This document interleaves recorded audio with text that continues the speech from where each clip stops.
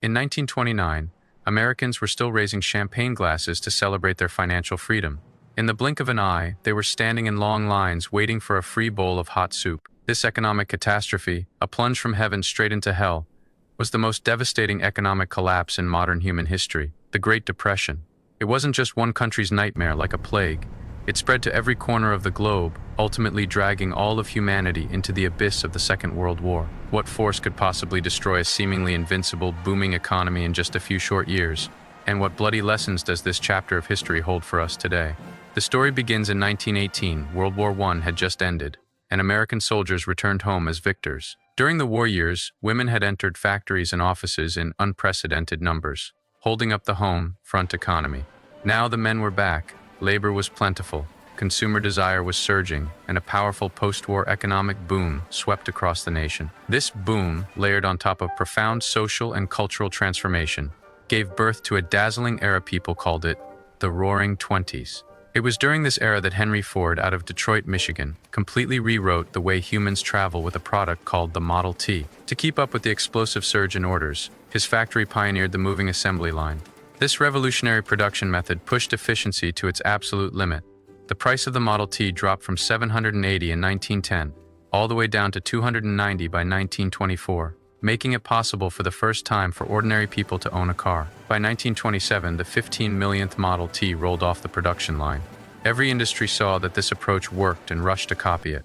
Radios, washing machines, vacuum cleaners, all mass-produced on assembly lines. Products piled up on shelves, radio ads bombarded people's ears non-stop, and the floodgates of consumerism were thrown wide open.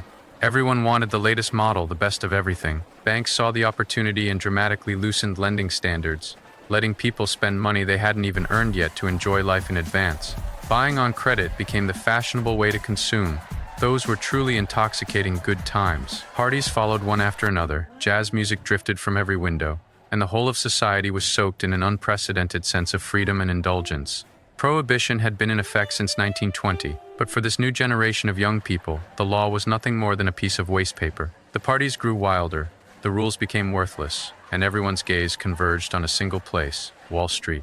From 1921 to 1929, the American stock market rose sixfold. Post-war prosperity, easy credit, and booming demand for consumer goods. Three forces twisted into a single rope, yanking the stock index ever higher. Once ordinary people on every street corner heard those astonishing stories of overnight riches, nobody could sit still. They poured in like a swarm. This created a self-reinforcing cycle. The more it rose, the more people bought. The more they bought, the more it rose. Some bet their entire life savings. When everyone in the market was absolutely convinced that there is no such thing as a stock being too expensive, the danger signals were already glaring. Stock prices had long since detached from companies' real value, floating in a completely irrational stratosphere. Yet, even as stock prices kept smashing records, the economic foundation was already crumbling. By the mid-20s, real economic growth and product demand were visibly decelerating. European nations were still struggling to rebuild from the ruins of World War I, and had no capacity whatsoever to buy these trendy consumer goods. International trade had practically ground to a halt, but nobody cared. Everyone's eyes were glued to their skyrocketing stock accounts, convinced that next year would bring new highs. Extreme greed and blind optimism hung over the entire market like a toxic fog. Even more reckless was the margin trading system. Investors only needed to put up 10 to 40% of a stock's price to buy the full amount of shares, planning to sell at a profit and pay back the loan later. Banks turned no one away, whether the loan was for buying a house, starting a business, purchasing a farm, or buying stocks.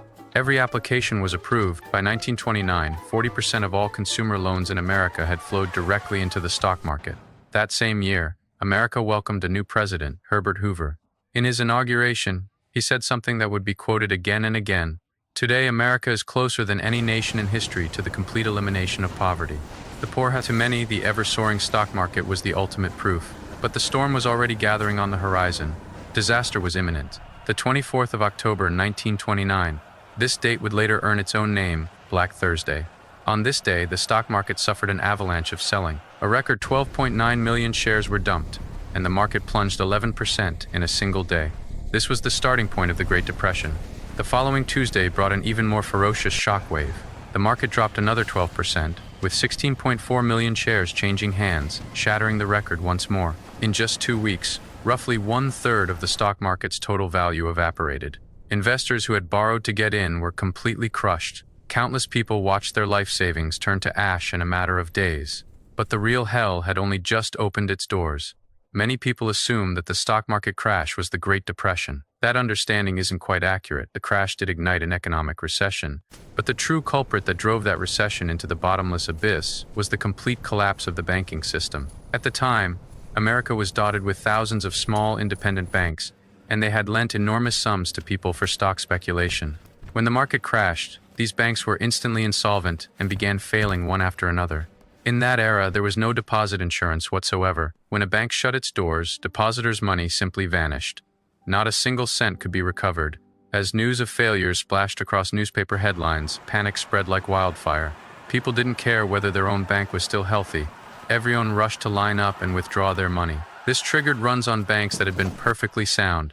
There was simply no way they could pay out all deposits at once. A rumor in New York City sent the situation spiraling completely out of control.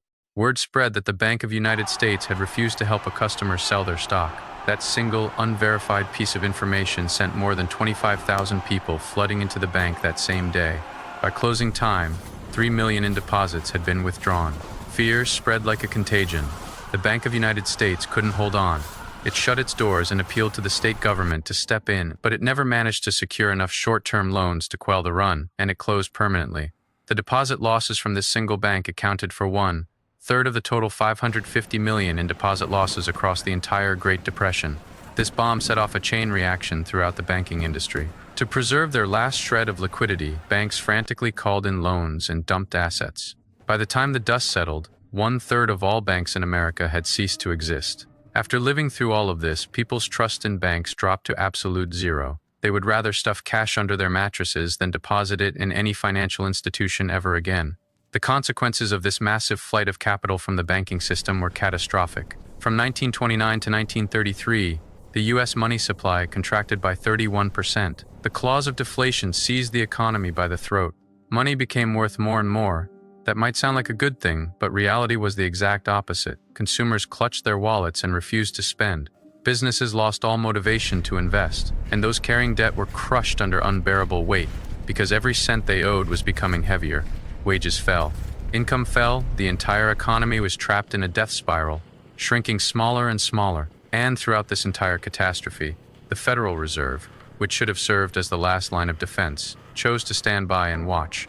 It watched the money supply collapse. It watched banks fall one after another. It did nothing. This fatal inaction was later met with overwhelming criticism. It was the Fed's dereliction of duty that amplified what could have been a manageable recession into an unprecedented economic disaster. President Hoover, sitting in the White House, was utterly helpless in the face of this crisis. His name would later become practically synonymous with incompetence, and historians widely hold him significantly responsible for how long the Depression dragged on. After the crash, isolationism and trade protectionism surged. In 1930, Hoover signed the Smoot-Hawley Tariff Act aimed at shielding American farmers and industries from foreign competition.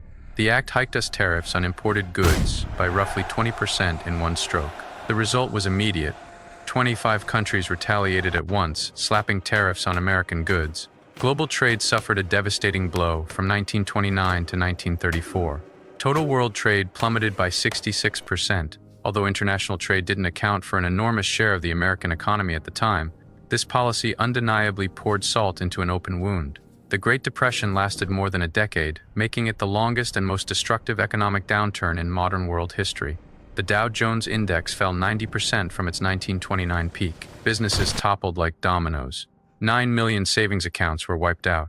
More than 9,000 banks permanently closed. Factories shut down on a massive scale. America's unemployment rate soared to 24.9%, a record that remains unbroken to this day.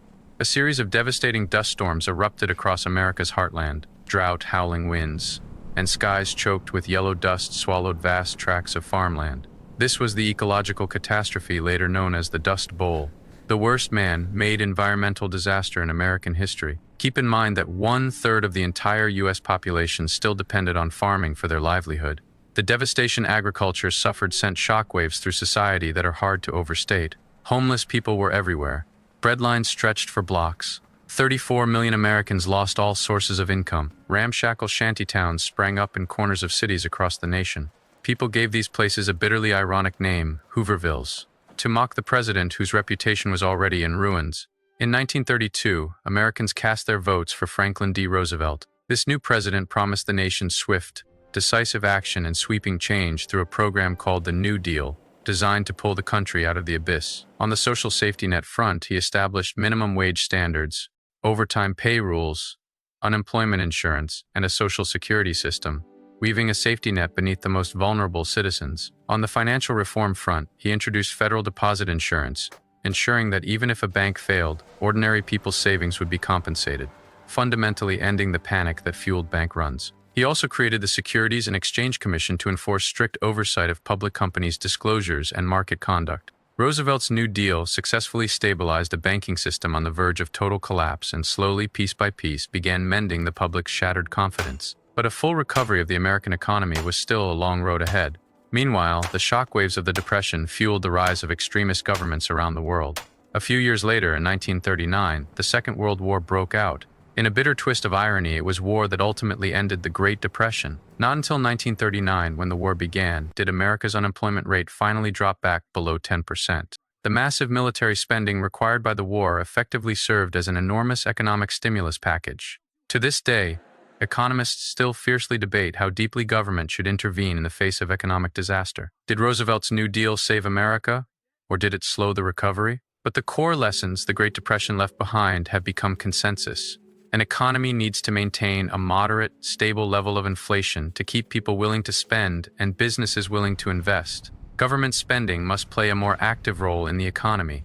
And when a recession truly arrives, the government must act decisively, not stand on the sidelines watching, as the Federal Reserve did back then. Looking back at this history, we can more clearly understand the logic driving today's economy and more easily recognize those danger signals that feel all too familiar. At the end of the day, it was greed that made people believe stocks could never be too expensive, and greed that filled banks with bad debt they were never going to collect. The ending of every bubble is already written in the history books.